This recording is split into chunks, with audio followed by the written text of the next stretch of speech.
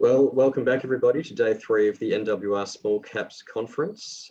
Today we have Aerometrex presenting for us. So Aerometrex is an established aerial mapping company with specialist expertise in aerial imaging, photogrammetry, LiDAR, 3D modeling and subscription services based on aerial imagery web serving. The company is known and trusted by government departments at all levels, as well as major private sector companies across a range of industries. So presenting today, we have Mark Deuter, the CEO, and Chris Marr, the CFO. So Mark Deuter is Aerometrex's MD and served as chairman of the board from 2011 to 2019. Mark joined Aerometrex in 2005 under the previous ownership as GM. He oversaw the expansion of Aerometrex as it introduced digital aerial camera tech. And Mark introduced Aerometrex's aerial operations. He managed human resources, sales and marketing, and he also set strategic directions for Aerometrex's growth in Australia. Chris Marr, the CFO, joined Aerometrex last year. He's an experienced finance and admin director with a strong history in the education management industry. So with that, Mark and Chris, I will pass across to you for your presentation. Over to you, Mark. Thank you, Tim. Good morning, everybody, and thanks for joining us. Yeah, it's always a privilege to talk about Aerometrex. I'd say we're well on the way to establishing our purpose and our vision and mission, which is to become a market-leading company in the provision of these services for aerial surveying and imagery and LiDAR throughout the country, but also internationally, where we're really starting to make some inroads. Just for those who are not familiar with the company, the 4 business streams, aerial photography and mapping, is our historic core business and one that we continue to service quite well. We've also introduced LiDAR from 2015. LiDAR is laser mapping from aerial platforms from aircraft. And that business has really grown since we took it over in 2015. 3D modeling is an area, again, based on aerial imagery and photogrammetry, but the end product is 3D models, digital twins, if you like, of cities and so forth, and specific project areas for engineering applications. And we're a world leader in that area. We got started with it in 2011, but I'll expand further on that when we get to those particular slides. And MetroMap is our aerial imagery subscription service. And one that we've placed a great deal of focus on, and what was the focus of our IPO offering in December 2019. So key highlights, starting with the IPO, raised $25 million under the ASX code AMX. February, we established our US office in Denver, Colorado, specifically to further our 3D offerings in the States. We'd already had several successful projects over there. But we see a large market there for our 3D service. Our aerial photography service continues to win major contracts, and our Queensland government wins of $1 million announced in March. In May, we acquired Spookfish Australia from Eagle View Incorporated in the United States. And that acquisition has bedded in well now. All the customers have been ported over. The Spookfish data sets have been ingested into the MetroMap imagery archive. We did a licensing deal with Eagle View as part of that process.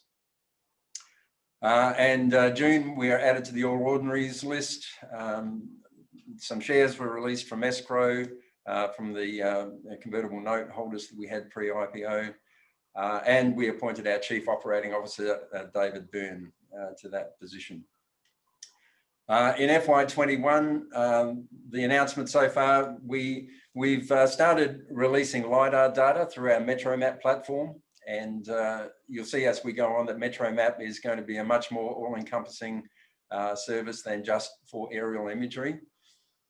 In October, we made major inroads into the insurance market with the signing of Suncorp to MetroMap, and also in the provision of government data sets that are actually distributed through PSMA. It's a government-owned enterprise, but they're responsible for distributing a lot of government data sets to the private sector. And both of those relationships are key relationships in the development of MetroMap. In October, we released some of the news about our processing enhancements. We continue to look for better and faster ways to process the massive amounts of imagery that we're capturing at the moment. And we achieved a real breakthrough with our orthophoto processing speeds, up by 800%. And just in October, we also, as a result of our R&D efforts, developed a system for mapping bushfire fuel loads, one that is very much in demand and recommended by the Royal Commission and a number of other state government reports. We've developed a unique capability for that. So just to expand a little on those things, so MetroMap is the subscription-based product offering, supplies data as a service. We started with 2D aerial imagery, but we've also now incorporated 3D into that offering and a range of LiDAR derived data sets. So MetroMap we see as the future of our distribution system and sales platform, and accessible by everyone from large corporates, government departments, SMEs and so forth. There are several key distinctions, I guess, about the MetroMap product. One is that we're offering near infrared imagery as well as regular RGB color imagery, and nobody else in the market is offering that at the moment. We also are working well down the path of AI-derived value-added data sets, and that's something that is starting to show real fruit in our R&D area. Many industries serviced. Aerometrex in general services about 18 different industries. You can see the list down there on the screen. Yeah, we're already starting to see a lot of uptake from the large corporate customers that we were aiming for. And I think a lot of people now are aware that there's not just one offering in that market. There's two. We've been running ads on SBS, and a lot of people have commented on having seen that.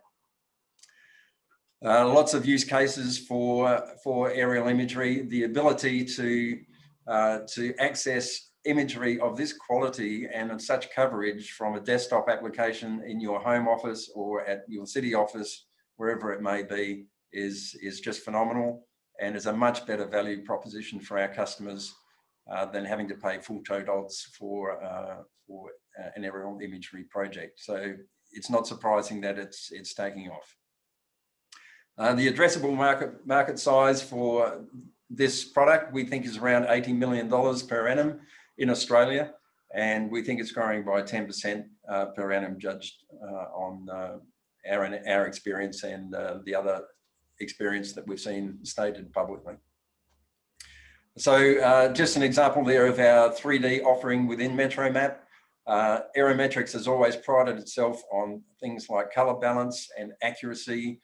It's the foundation of our company, and you know, it's carried right through to our subscription service. We have an offering there that's second to none in the market.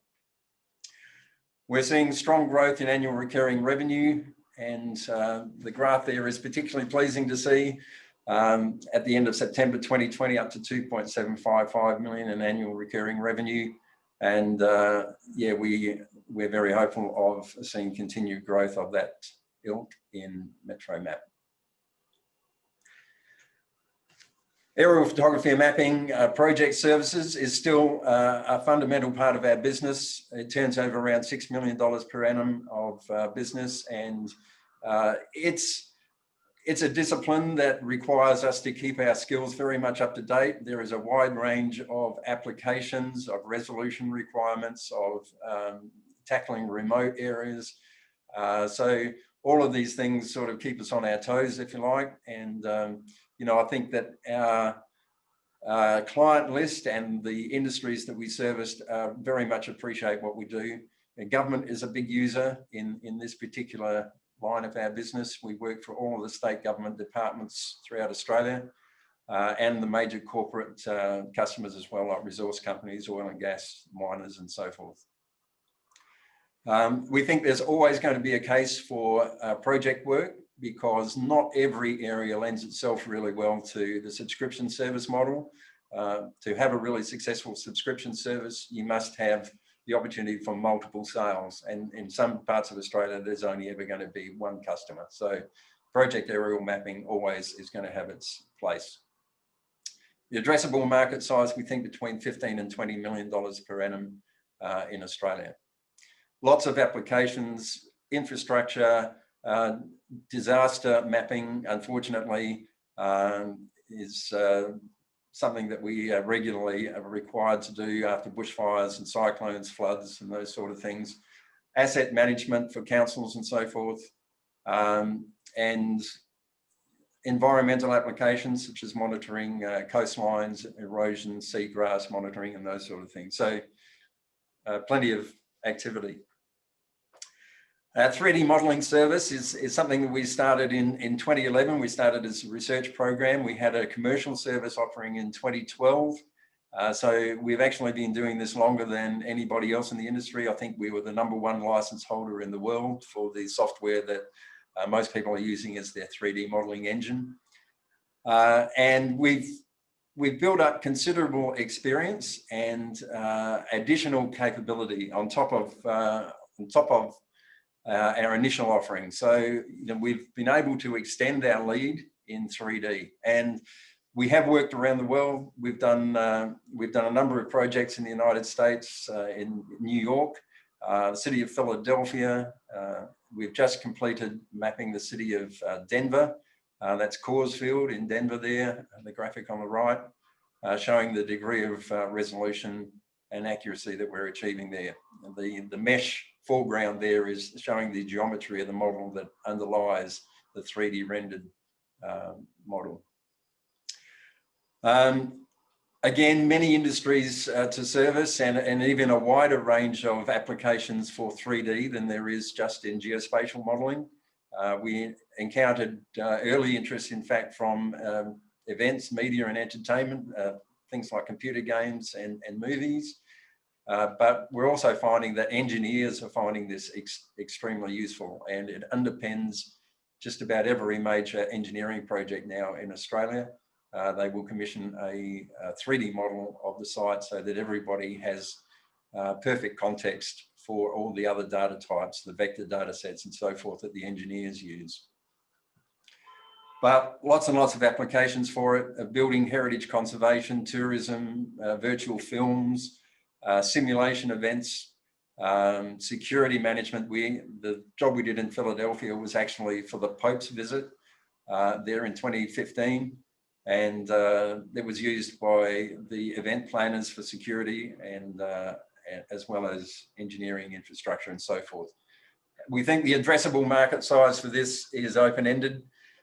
We don't see any restriction on it. There is a general industry transition from 2D mapping to 3-dimensional mapping.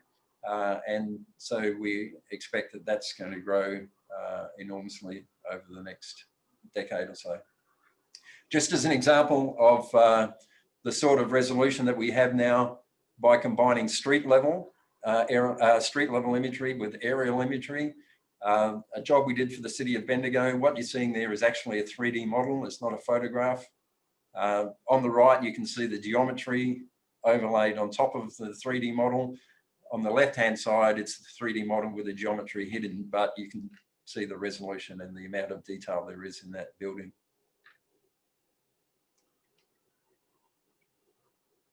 LiDAR is light detection and ranging. It's an acronym, if you like, but it's an advanced aerial surveying technique, which is an active system. It fires out laser pulses from an aircraft and measures the time that it takes for that laser pulse to get back to the aircraft and converts that into a distance. If we know the position of the aircraft, we can tell the position of the ground reflection point. And the fact is that happens up to 2 million times a second, which is just a phenomenal sampling rate.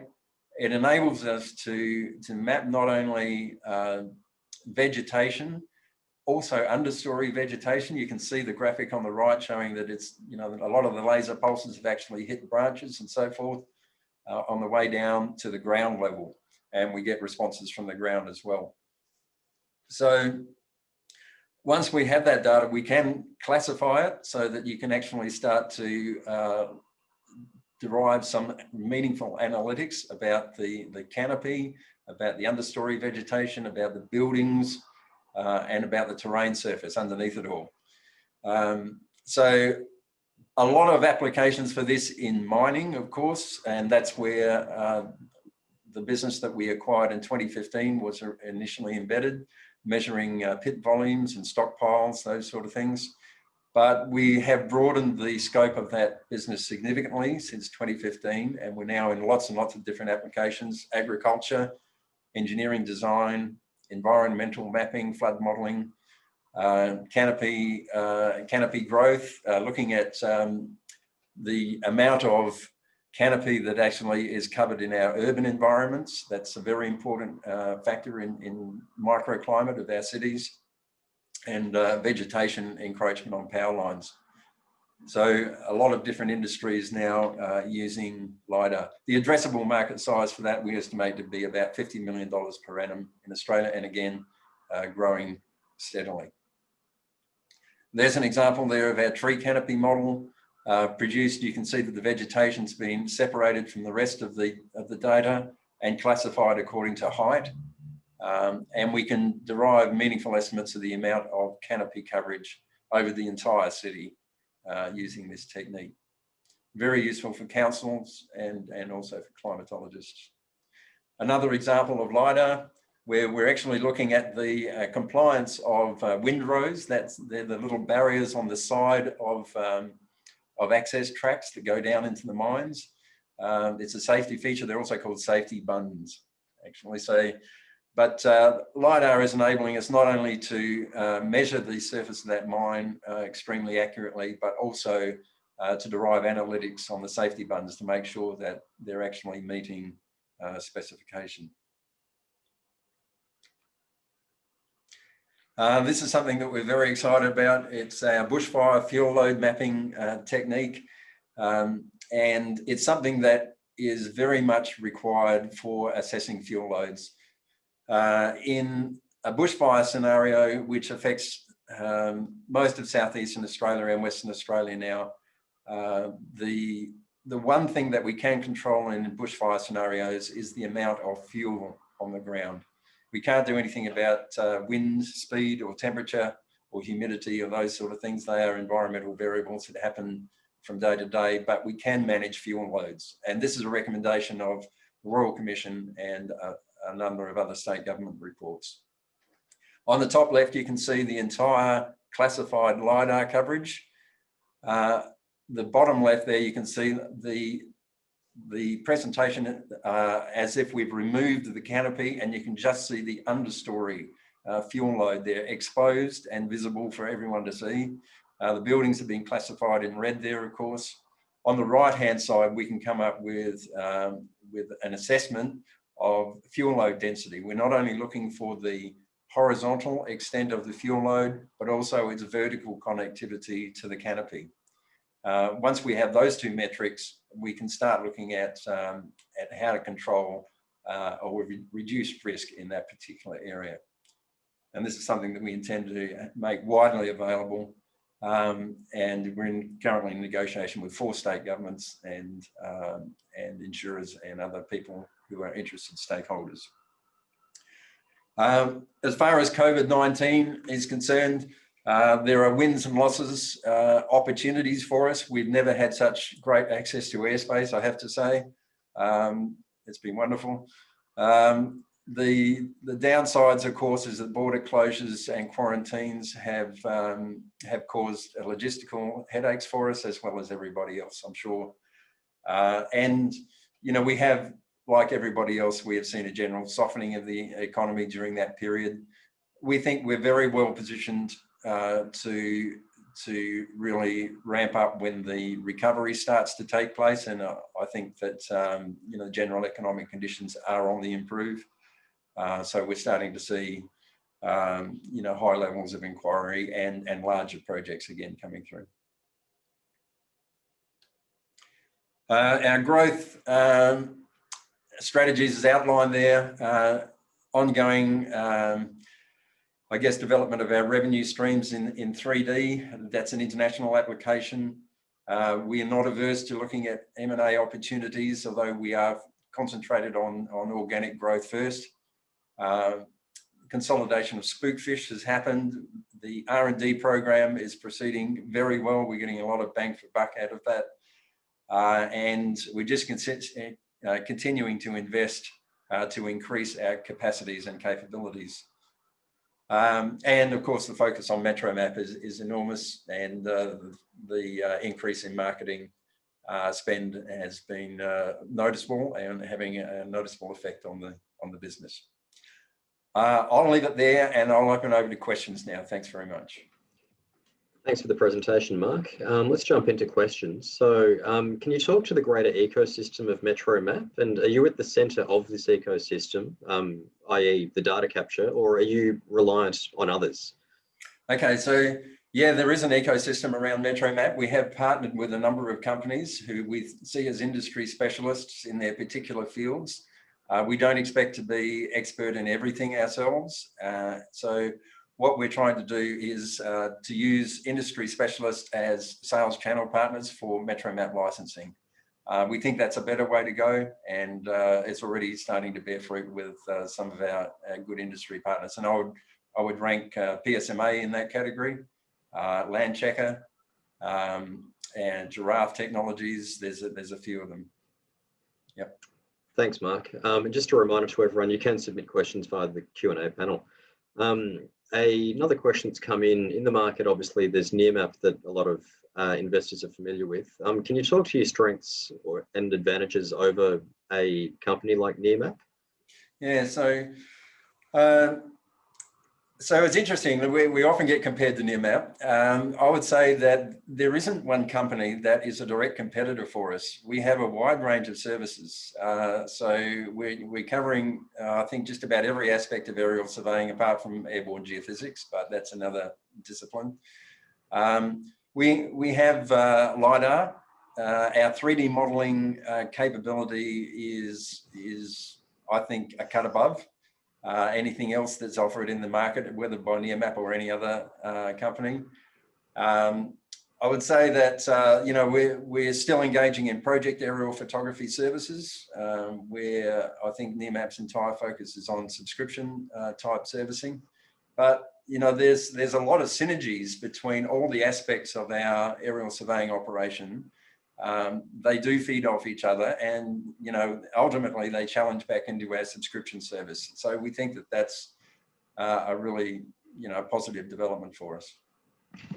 Thanks, Mark. We're not taking our subscription service MetroMap outside Australia just at the moment. We think that Australia is a very good market, and you know, we focus on getting market share here. Sounds good, Mark. Now you've announced your Bushfire offering. Are there any other future applications in other industries that may increase your addressable market and your revenue opportunity?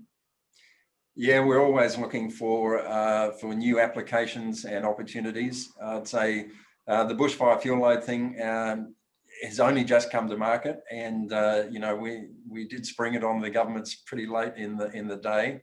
But we're really confident that it's something that has to be done, and it will be done.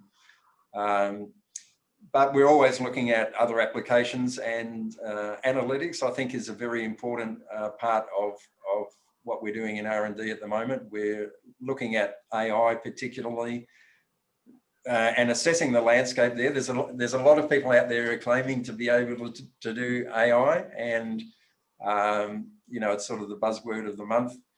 We've done analytics for a very long time. It's just that AI makes it that much faster. So, you know, we're obviously looking to leverage whatever we can out of the data sets that we own.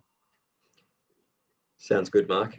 Now, you're a market leader in 3D. So where do you see this industry going in the next couple of years? So I think, as I said, I see an industry transformation from 2D to 3D mapping. Our kids have all grown up with 3D, with computer games and everything. It is very intuitive. It's not only a communication and visualization tool. The way we do it, it's also a metric tool. It's also useful for engineers. and for surveyors and for people who need to use it. It's almost survey grade data in terms of, ground surveying. So yeah, we see a lot of scope for further growth.